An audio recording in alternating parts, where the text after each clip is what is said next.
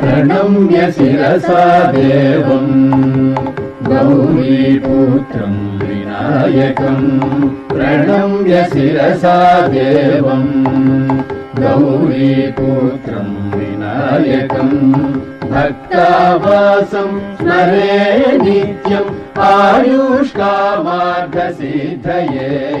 भक्तावासं स्मरे नित्यम् आयुष्कामार्थसिद्धये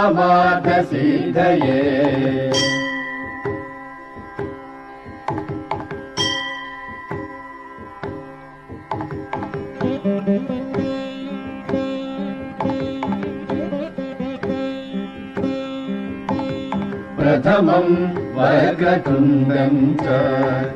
एकदन्तं द्वितीयकं प्रथमं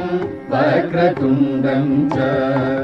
एकदन्तं द्वितीयकम्